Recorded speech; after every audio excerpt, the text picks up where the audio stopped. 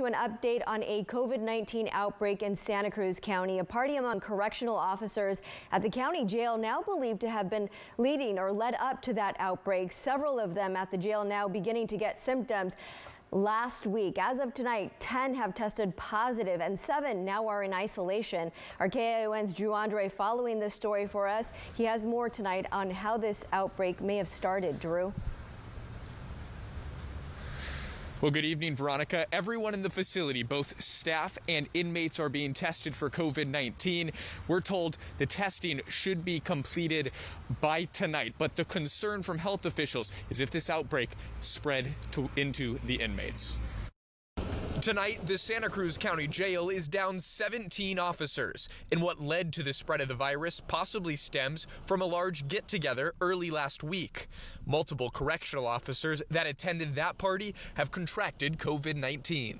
I think what happens is the staff is probably more likely to interact with one another and perhaps let their guard down a little bit. There are 5 separate active outbreaks among nursing and assisted living facilities in Santa Cruz County, all of which are believed to have started with staff bringing in the virus. Dr. David Gillarducci says congregate living settings are the most vulnerable place for spread. Living facilities or medical facilities are really like large households where lots of people are coming and mixing and so forth.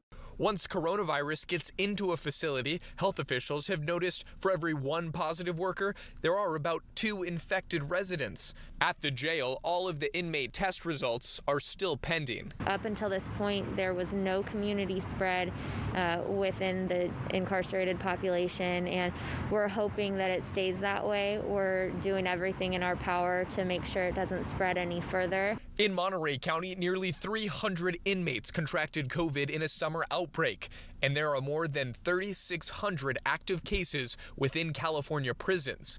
If COVID does spread to inmates in Santa Cruz, the response is very similar to nursing facility outbreaks. Then we have a plan in place to kind of color code the facility and to try to cohort people. So if it does cross over, the hope is to contain it into a smaller group.